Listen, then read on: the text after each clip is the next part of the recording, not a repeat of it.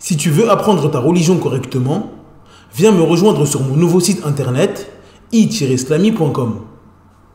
Croyances, langue arabe, jurisprudence, tajwid, tafsir, sciences du hadith, comportement et exhortation.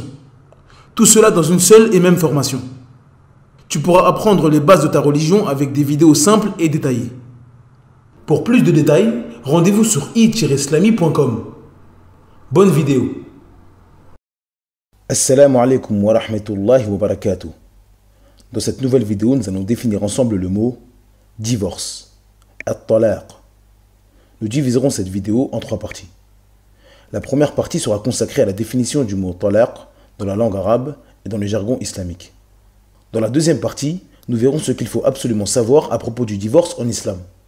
Nous y verrons entre autres le jugement religieux du divorce, les différentes catégories de divorce en islam, ou encore les raisons qui autorisent la femme à demander le divorce à son mari.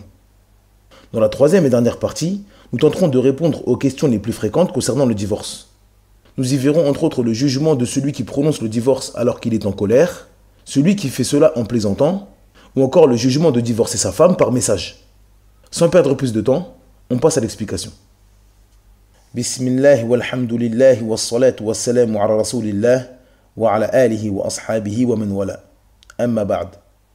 La définition du mot talaq dans la langue arabe. L'origine du mot talaq vient des 3 lettres ta, lam, qaf, qui forment le verbe talaqa, qui signifie le délaissement, la libération. Quant au mot talaq, il signifie annuler une promesse ou un contrat. La définition dans le jargon islamique. Ce qui est voulu par talaq dans le chapitre du mariage est la dissolution du contrat de mariage. Ce qu'il faut savoir à propos du divorce. Le divorce est une affaire spécifique aux hommes. Il y a consensus des musulmans sur le fait que le divorce est une chose qui concerne l'homme uniquement, et non la femme. Comme nous l'avons dit dans la vidéo de la définition du mot mariage, le lien est dans la barre de description, le mariage est un contrat entre le tuteur et le prétendant. Le prétendant est donc celui qui est en possession du contrat de mariage. Il est donc obligatoire que l'annulation du mariage se fasse par lui. Allah Azza wa Jal dit الرجال قوامون على النساء بما فضل الله بعضهم على بعض وبما أنفقوا من أموالهم. Dans la sourate 4, verset 34, d'après la traduction approximative, Allah Azza wa Jal dit les hommes ont autorité sur les femmes en raison des faveurs qu'Allah accorde à ceux-là sur celles-ci, et aussi à cause des dépenses qu'ils font de leurs biens.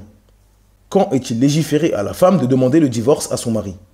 Comme nous l'avons dit précédemment, le divorce est une chose qui concerne l'homme uniquement, mais il est permis à la femme de demander le divorce à son mari. Cependant, sa demande doit être pour une raison religieuse valable, car demander le divorce à son mari sans raison valable est un grand péché en islam. D'après Thawban radhiyallahu anhu, le prophète sallallahu alayhi wa sallam a dit « Toute femme qui demande le divorce à son mari sans raison, alors l'odeur du paradis lui est interdite. » Il est donc primordial pour la femme de connaître les raisons qui lui permettent de demander le divorce à son mari. Le manquement dans la religion. Il est permis à la femme de demander le divorce si elle voit des manquements dans la religion de son mari et qu'elle ne peut pas patienter dessus car elle craint pour sa propre religion. Comme l'exemple de l'époux qui fait partie d'une secte égarée, qui ne prie pas, qui est addict à l'alcool ou aux jeux de hasard. Le manquement dans les dépenses. Il est permis à l'épouse de demander le divorce si son époux n'accomplit pas ses obligations dans les dépenses envers elle. Il ne lui donne pas d'argent du tout ou pas suffisamment pour se loger, se nourrir ou se vêtir. Si son mari lui cause du tort. Il est permis à l'épouse de demander le divorce si son époux lui cause du tort et que cela lui empêche de vivre correctement avec lui. À cause de ses nuisances, elle n'est pas capable d'accomplir ses obligations en tant qu'épouse et donner ses droits à son mari, comme celui qui l'insulte, la frappe ou est infidèle. Une trop longue absence. Il est permis à la femme de demander le divorce si son mari s'absente et s'éloigne d'elle durant de longues périodes et qu'elle craint pour elle la tentation. Un défaut du mari. Il est permis à la femme de demander le divorce à son mari s'il possède un défaut ou un handicap qui nuit à sa religion, comme l'époux qui est infertile, n'arrive pas à avoir de rapport sexuel, possède une maladie ou un défaut qui la répugne et qui l'empêche de l'approcher. A noter que si la femme demande le divorce pour une raison valable et que l'époux refuse de la divorcer, il est permis pour elle de faire remonter sa demande au juge musulman, qui écoutera la version des 2 époux avant de se prononcer. Le divorce n'est pas un jeu. Comme nous l'avons dit précédemment, Allah a donné l'autorité et le divorce aux hommes. Ceci est donc une immense responsabilité pour lui. L'homme et la femme sont différents. Il y a des choses qu'Allah Azza wa Jal a légiférées spécifiquement pour les hommes, d'autres uniquement pour les femmes, et d'autres pour l'homme et la femme. L'homme possède un pragmatisme naturel, qui lui permet de juger une chose en évitant que ses sentiments et ses émotions prennent le dessus. Contrairement à la femme, qui tire sa force de sa sensibilité, sa douceur et ses émotions. La prise de décision du divorce est donc plus propice à l'homme, qui est censé faire des choix de manière pragmatique en mettant ses émotions de côté. Mais malheureusement de nos jours, la masculinité et la virilité authentique ont quasiment disparu chez les hommes. Ils les ressemblent de plus en plus aux femmes dans leur comportement et dans leur manière de faire des choix. Et ceci est un problème dans la société. La société musulmane a besoin d'une féminité authentique et islamique ainsi qu'une virilité authentique et islamique pour fonctionner. Nous voyons malheureusement de plus en plus d'hommes perdre leur raison et leur pragmatisme et se faire submerger par leurs émotions et jouer avec le divorce de la femme. Ils divorcent pour un oui ou pour un non. À la moindre dispute ou au moindre plat de pâtes un peu trop salé, ils divorcent leurs épouses. Et lorsque cela arrive 3 fois et qu'on leur apprend que leur femme est illicite pour eux, ils pleurent et disent qu'ils aiment leur femme de toute leur force. Ils cherchent ensuite des excuses religieuses pour ne pas que le divorce soit prononcé, comme la colère ou autre. Pire encore, certains utilisent le divorce comme un jeu. Ils l'utilisent pour faire peur à leur épouse ou la bloquer et lui faire du mal en refusant de la divorcer pour qu'elle ne puisse pas se remarier. Allah Azza wa Jal dit وَلَا تَتَّخِذُوا آيَاتِ اللَّهِ هُزُوًا. Dans la sourate 2 au verset 231, d'après la traduction approximative, Allah Azza wa Jal dit ne prenez pas en moquerie les versets d'Allah. L'imam Sa'di rahimahullah a dit à propos de ce verset ce qui est voulu ici est la science des versets d'Allah, leur mise en pratique, s'arrêter là où ils s'arrêtent et ne pas outrepasser les limites, car Allah ne les a pas révélés sans but. Au contraire, il les a révélés en toute vérité, authenticité et sérieux. Il est donc interdit de les prendre en raillerie, c'est-à-dire jouer avec, ne pas avoir peur de les transgresser ou ne pas se conformer aux obligations. Comme celui qui cause du tort à la femme en la retenant, celui qui divorce sans cesse ou qui divorce son épouse 3 fois d'affilée, alors qu'Allah, par sa miséricorde et sa sagesse, a légiféré que le divorce se prononce une seule fois à la suite. D'après Abu Hurairah radhiyallahu anhu, le prophète sallallahu alayhi wa sallam a dit « 3 choses sont prises au sérieux quand elles sont dites sérieusement et prises au sérieux quand elles sont dites en plaisantant. Le mariage, le divorce et la reprise du mariage. » Ce noble hadith nous indique que le mariage et le divorce sont des sujets avec lesquels on ne plaisante pas. Il s'agit de sujets qui concernent le sexe et l'honneur des musulmans.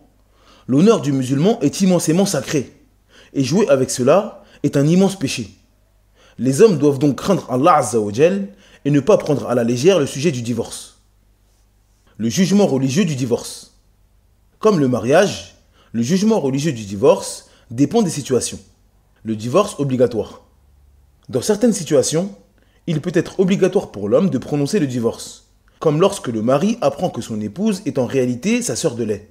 Ce mariage est donc illicite et il est obligatoire pour eux de se séparer. Le divorce haram. Le divorce est haram lorsque l'époux souhaite divorcer son épouse dans une situation ou un moment interdit, comme celui qui souhaite divorcer son épouse alors qu'elle est en état de menstrue. Le divorce préférable. Il est préférable pour l'homme de divorcer son épouse lorsqu'il voit un méfait à rester marié avec elle et que cette dernière demande l'annulation du mariage. Il est préférable pour lui de la divorcer et ne pas accepter l'annulation du mariage afin qu'elle garde la dot qu'il lui a donnée au moment du contrat de mariage. Le divorce détestable. C'est lorsque l'époux divorce son épouse sans aucune raison et que la situation entre les époux était bonne. A noter que certains savants ont dit que cela était haram pour l'époux et non détestable. Le divorce permis. Il est permis de divorcer lorsque l'époux patiente sur son mariage, mais voit que les objectifs qu'il voulait pour ce mariage ne se réalisent pas. Le divorce avec une raison religieuse valable n'est pas un défaut. Celui qui divorce ou celle qui demande le divorce pour une raison religieuse valable n'est pas à blâmer. Et cela n'entache pas sa droiture et sa religiosité, même si cette personne divorce plusieurs fois. Comme nous l'avons dit précédemment, le divorce est permis s'il est basé sur une cause légiférée. Et bien évidemment, le musulman n'a pas à être blâmé pour une chose qui est autorisée en islam. Une femme qui a été divorcée 2, 3 ou 4 fois pour des raisons valables religieusement ne doit pas être blâmée pour cela. Celle qui demande le divorce car son époux a des manquements dans la religion, est violent ou ne subvient pas aux besoins de son foyer, ne doit pas être blâmée si elle demande le divorce. Malheureusement, dans la tête et l'éducation de beaucoup de musulmans, une femme qui a été divorcée n'est plus à marier. Cette pensée provoque énormément de problèmes dans la communauté. Car nous nous retrouvons avec des femmes divorcées qui n'arrivent plus à trouver de mari et sont exposées à toutes sortes de tentations. Il est donc primordial pour les époux de chercher une épouse qui sera un bien pour eux dans ce bas monde et dans l'au-delà. Pour plus d'informations concernant le fait de choisir un époux ou une épouse, je vous invite à regarder la vidéo consacrée au choix de l'époux et l'épouse. Le lien est dans la barre de description. Les catégories de divorce. Les savants ont divisé le divorce en plusieurs catégories, en fonction du sujet voulu concernant le divorce. Parmi ces catégories, il y a le divorce sunna et le divorce bid'a. Le divorce sunna. Pour qu'un divorce soit considéré comme sunna, il faut que l'époux respecte 3 conditions. Qu'il prononce une seule fois le divorce dans la même assise. Il n'est pas permis à l'époux de dire à sa femme « je te divorce 3 fois » ou encore « je te divorce, je te divorce, je te divorce ». Être en état de pureté. Il n'est pas permis à l'homme de divorcer sa femme alors que celle-ci est en état de menstru. Ne pas avoir eu de rapport durant la période de pureté. Il n'est pas permis à l'homme de divorcer sa femme alors qu'il a eu un rapport avec elle dans sa période de pureté. Le divorce innové. Un divorce innové est un divorce qui contredit le divorce sunna dans quelque chose. Ce divorce est de 2 catégories. Le divorce innové dans le temps. Il s'agit de celui qui divorce sa femme alors qu'elle est en période de menstru, de lochi ou en période de pureté alors qu'il a eu un rapport avec elle durant cette période. A noter que celui qui divorce sa femme alors qu'elle est en période de menstru ou de lochi aura commis un péché. Il doit reprendre sa femme si ce n'est pas le 3e divorce. Il devra ensuite attendre qu'elle se purifie, puis attendre sa nouvelle période de menstru.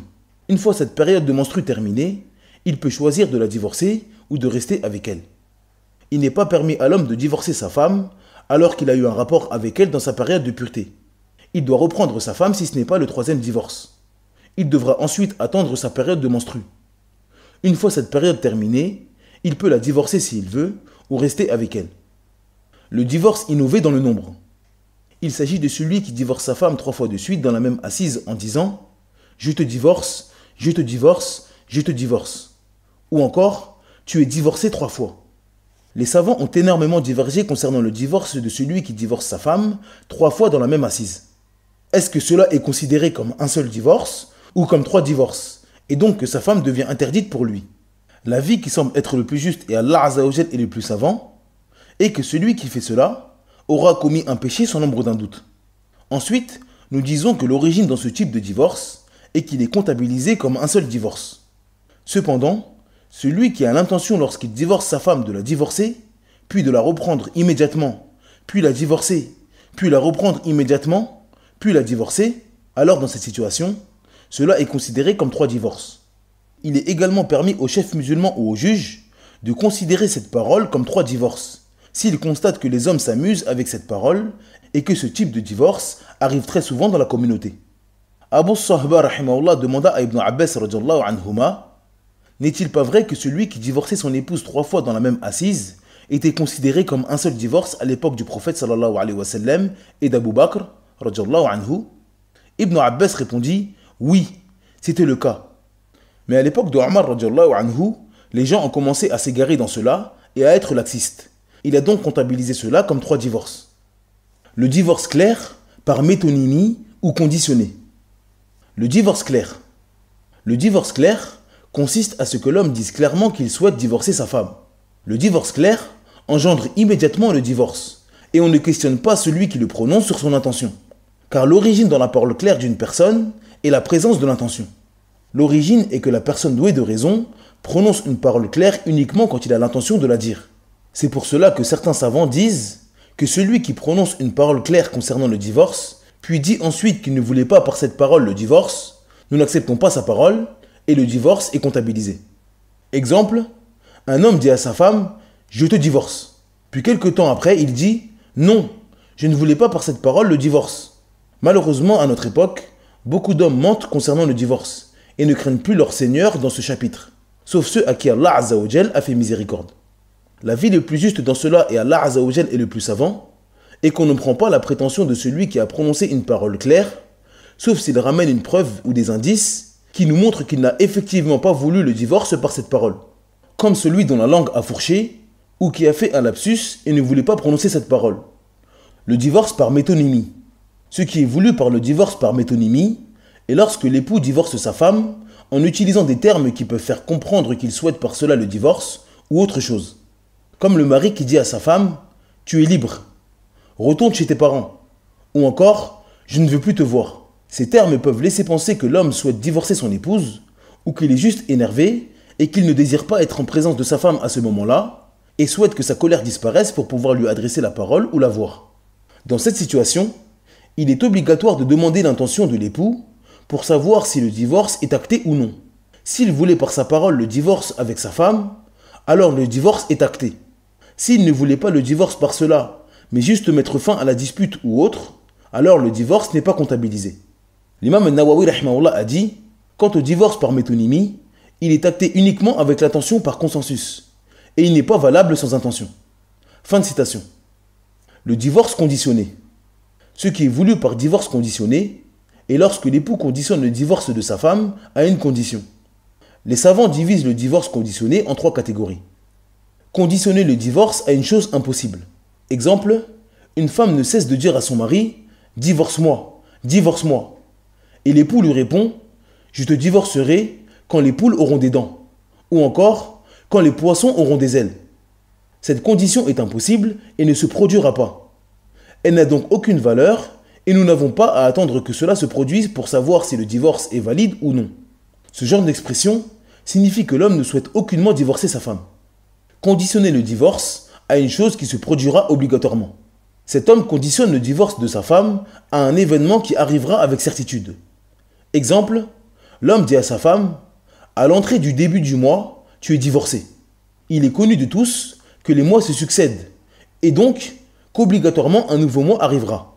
Ceci est donc un repoussement dans le divorce. Lorsque le début du mois arrivera, le divorce sera acté. Conditionner le divorce à une chose qui peut éventuellement se produire. Cet homme a conditionné le divorce à une chose qui peut se produire comme ne pas se produire. Exemple, l'homme dit à sa femme « Si tu vas chez ta copine cet après-midi, tu es divorcé ». Il est possible que sa femme se rende quand même chez sa copine, comme il se peut qu'elle ne s'y rende pas. Les savants ont divergé concernant cela.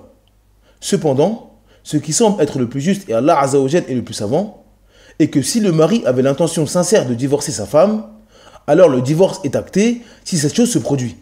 Cependant, s'il a voulu par cette parole l'empêchement, alors il prend le jugement du serment. Ce qui est voulu par empêchement est celui qui ne voulait pas divorcer sa femme lorsqu'il a prononcé cette parole. Il voulait uniquement lui faire peur pour l'empêcher de voir sa copine, car il ne l'apprécie pas particulièrement par exemple. Dans cette situation, sa parole prend le jugement du serment. S'il voit que sa parole était un peu trop dure et que cela ne lui convient pas, alors il peut l'annuler en faisant l'expiation du serment. Exemple, le mari dit à sa femme « Si tu te rends au mariage de ta cousine la semaine prochaine, tu es divorcé ». Si cette femme se rend au mariage et que l'homme avait l'intention réelle du divorce au moment de prononcer cette parole, alors le divorce est acté au moment où elle se rend à ce mariage. Mais s'il voulait uniquement l'empêchement par cette parole et qu'après 2 jours, une fois que la colère est retombée, il s'aperçoit qu'il a été un peu trop dur, il est possible pour lui d'annuler sa parole en faisant l'expiation de celui qui ne tient pas son serment. C'est-à-dire libérer un esclave, nourrir 10 pauvres ou les vêtir. Et s'il ne peut pas faire cela, il doit jeûner 3 jours. Pour plus d'informations sur le serment et le vœu en islam, je vous invite à regarder la vidéo qui leur est consacrée. Le lien est dans la barre de description. Le jugement de la colère dans le divorce. Il y a malheureusement beaucoup d'hommes qui ont la langue facile à propos du divorce. Une fois qu'ils s'aperçoivent qu'ils ont divorcé leur épouse 3 fois et qu'elle est interdite pour eux, ils commencent à se remémorer ce qu'ils ont vaguement entendu dans une vidéo en disant que le divorce quand on est en colère n'est pas valide. Il est indispensable pour les époux de ne pas être laxistes dans ce chapitre et maîtriser les différents types d'énervement. L'énervement léger. Le divorce dans un état d'énervement léger est acté par consensus des savants. Celui qui est en colère contre sa femme et prononce le divorce, celui-ci est effectif. Car la grande majorité des divorces se prononcent dans l'énervement et la colère. Il est très rare de voir un mari ravi et satisfait de sa femme lui dire qu'il la divorce. Ce qui est voulu par un énervement léger est un énervement où l'époux est conscient de la situation et possède toute sa raison, et qu'il est capable de garder le silence s'il en a envie, mais décide malgré tout de prononcer le divorce. Il a tout à fait conscience qu'il est face à sa femme, qu'il est dans une dispute, et qu'il a la capacité de garder le silence. Mais malgré tout cela, il prononce quand même le divorce. Ceci est considéré comme un énervement léger et le divorce est acté s'il est prononcé. L'énervement qui empêche de se taire. Il s'agit d'un énervement où la personne ne perd pas la raison, mais il n'est pas possible pour lui de retenir sa langue dans cet état. Le mari sait que sa femme est en face de lui, qu'il est en train de se disputer avec elle et que cela risque d'amener à un divorce. Il a donc encore la raison. Mais il est impossible pour lui dans cet état de retenir sa langue et de garder le silence. Il est semblable à celui qui dévale une pente raide avec au bout un précipice. Il se voit descendre à toute vitesse et sait qu'il va tomber et se faire mal, mais il ne peut pas s'arrêter même s'il en avait envie. Les savants ont divergé concernant l'homme qui prononce le divorce dans cet état. L'avis qui semble être le plus juste et Allah Azza wa Jal est le plus savant est que le divorce n'a pas lieu dans cette situation. D'après Aïcha radhiyallahu anha, le prophète sallallahu alayhi wa sallam a dit « Pas de divorce ni d'affranchissement dans l'énervement ». Ce noble hadith nous indique que le divorce dans un énervement qui ne permet plus à l'homme de se contenir n'est pas comptabilisé. L'énervement qui couvre la raison. Il s'agit d'une colère qui fait perdre la raison de la personne. Il ne sait plus ce qu'il dit et ce qu'il fait. Il est comparable à une personne ivre. Dans cette situation, sa parole n'est pas prise en considération et le divorce n'est pas acté. Le divorce du cœur. L'homme qui divorce son épouse dans son cœur, sans qu'il ne prononce aucune parole ni ne fasse aucun geste, n'est pas pris en considération. Il s'agit de celui qui décide de divorcer sa femme dans son cœur de manière formelle. Cependant, il ne prononce aucune parole et ne fait aucun geste qui indique qu'il divorce sa femme. Dans cette situation, le divorce n'est pas pris en considération. Il en est de même pour celui qui se parle à lui-même et divorce sa femme. Il se dit à lui-même dans son fort intérieur « Je ne peux plus de cette femme, je la divorce ». S'il ne prononce aucune parole et ne fait aucun geste, le divorce n'est pas comptabilisé. D'après Abu Hurairah radhiyallahu anhu, le prophète sallallahu alayhi wa sallam a dit « Certes, Allah a pardonné à ma communauté ce qui se murmure dans le cœur tant qu'on n'œuvre pas et qu'on ne parle pas. » Le divorce par écrit. Il s'agit d'une situation où la femme est absente et que le mari écrit qu'il souhaite divorcer sa femme. Que cela soit sur une feuille, sur son téléphone, sur son ordinateur ou autre. Il fait cela sans prononcer aucune parole. Pour la majorité des savants, cette situation entre dans le divorce par métonymie, même si les paroles de divorce sont claires dans l'écrit. C'est-à-dire que même si l'époux écrit clairement à son épouse une lettre en écrivant « Je te divorce », ceci est considéré comme un divorce par métonymie. Il est donc obligatoire de revenir à l'intention du mari, comme nous l'avons dit précédemment. Le divorce écrit est considéré comme un divorce par métonymie, car il est douteux et n'est pas clair. Il se peut que l'homme ait écrit cette parole claire alors qu'il était encore dans le doute concernant son divorce. Ou peut-être qu'il prépare cette lettre en cas de future dispute avec sa femme, mais il n'a pas encore l'intention de la divorcer. Mais il se peut malheureusement que son message soit envoyé par erreur ou que sa femme tombe sur cette lettre alors qu'il n'avait pas encore l'intention de la divorcer. C'est pour toutes ces raisons que le divorce par écrit est considéré comme un divorce par métonymie. Il est donc obligatoire de revenir à l'intention de l'époux. S'il n'avait pas l'intention de divorcer son épouse au moment où il a écrit cette lettre, le divorce n'est pas considéré. Mais s'il avait la ferme intention de divorcer sa femme au moment d'écrire cette lettre, le divorce est acté. Et cela même si sa femme n'a pas lu ou reçu le message. Sa seule intention de divorcer son épouse au moment où il a écrit « Je te divorce » suffit pour que le divorce soit acté. Exemple, un homme s'est disputé avec son épouse au téléphone et cette dernière lui a raccroché au nez. Avant de dormir, il écrit un message de divorce dans les notes de son téléphone. Dans cette situation, nous devons regarder l'intention de cet homme au moment où il a écrit son message. S'il n'avait pas l'intention de divorcer sa femme au moment de l'écriture de ce message, alors le divorce n'est pas considéré. Mais s'il avait la ferme intention de divorcer sa femme au moment de l'écriture du message ou au moment de l'envoi, alors le divorce est acté. Et cela même s'il n'a pas envoyé le message à sa femme. Car ce qui est pris en considération, c'est l'intention de l'époux, et non l'écoute ou la connaissance de l'épouse. Le jugement du divorce prononcé durant les menstrues. Comme nous l'avons dit précédemment, il est interdit pour l'époux de prononcer le divorce alors que son épouse est en période de menstrue. Le divorce en période menstruelle est une innovation religieuse, et donc un grand péché. Allah Azza wa Jal dit « Fatalliquhunna li'iddatihin » Dans la sourate 65 au verset 1, d'après la traduction approximative, Allah Azza wa Jal dit « Répudiez-les conformément à leur période d'attente prescrite ». Dans ce noble verset, Allah Azza wa Jal ordonne aux hommes de répudier leurs femmes s'ils le désirent dans leur période prescrite, c'est-à-dire leur période de pureté. Il est rapporté qu'Ibn Omar radhiyallahu anhuma divorça sa femme alors qu'elle était en période menstruelle, à l'époque du messager d'Allah sallallahu alayhi wa sallam. Son père Omar ibn al-Khattab radiyallahu anhu questionna le prophète sallallahu alayhi wa sallam à propos de l'acte de son fils. Le prophète répondit: ordonne-lui de reprendre son épouse, puis qu'il reste avec elle jusqu'à ce qu'elle se purifie. Puis il attend qu'elle soit de nouveau en période de menstru, puis de pureté. Ensuite, il reste avec elle s'il le souhaite, ou la divorce avant d'avoir eu un rapport avec elle s'il le souhaite. Ceci est la période prescrite qu'Allah a ordonné aux hommes de respecter lorsqu'ils veulent divorcer leurs épouses. Les savants ont divergé concernant la validité du divorce durant les menstrues de la femme. L'avis qui semble être le plus juste et Allah Azza wa Jal est le plus savant est que celui qui divorce sa femme durant ses menstrues a un péché, mais le divorce est acté. Dans le hadith d'Ibn Omar radiyallahu anhuma, le prophète sallallahu alayhi wa sallam a ordonné à Ibn Omar de reprendre sa femme et de rester avec elle. Ceci nous indique que le prophète sallallahu alayhi wa sallam a pris en considération le divorce, même si ce dernier n'était pas licite. La permission de divorcer la femme enceinte. Il est permis à l'homme de divorcer sa femme alors qu'elle est enceinte, et cela ne fait pas partie du divorce innové. Il peut la divorcer durant toute sa période de grossesse, même si elle voit du sang couler.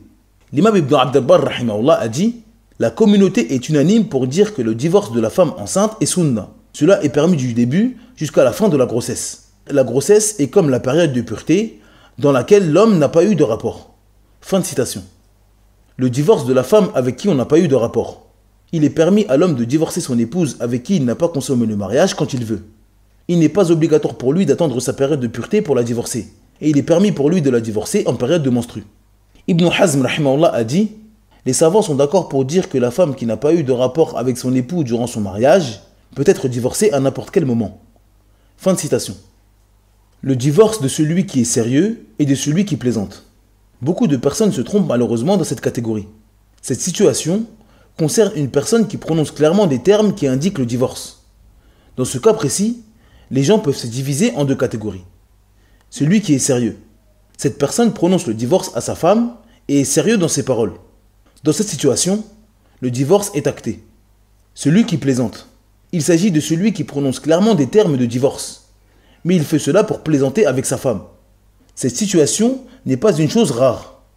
Il existe malheureusement des hommes avec une raison diminuée et qui plaisantent avec ce genre de sujet très sérieux. Dans ce cas précis, le divorce est acté, tout comme celui qui a prononcé un divorce clair en étant sérieux. D'après Abu Hurairah radhiyallahu anhu, le prophète sallallahu alayhi wa sallam a dit: 3 choses sont prises au sérieux quand elles sont dites sérieusement, et prises au sérieux quand elles sont dites en plaisantant: le mariage, le divorce et la reprise du mariage. Ce noble hadith nous indique que le jugement de celui qui est sérieux et celui qui plaisante sont identiques dans 3 choses: le mariage, le divorce et la reprise du mariage de la femme qui a été divorcée. A noter que celui qui plaisante avec sa femme à propos du divorce, sans clairement prononcer un divorce, n'entre pas dans ce que nous venons de citer. Il ne fait aucun doute que son acte est haram. Cependant, le divorce n'est pas effectif dans cette situation. Exemple, un époux veut plaisanter avec sa femme en lui faisant peur en disant: attention, je vais te divorcer si tu continues. Ou encore, tu vas bientôt être divorcé, tu vas voir. Il ne fait aucun doute que ces paroles sont haram et il n'est pas permis pour cet homme de plaisanter avec le divorce. Cependant, il n'a prononcé aucun divorce clair.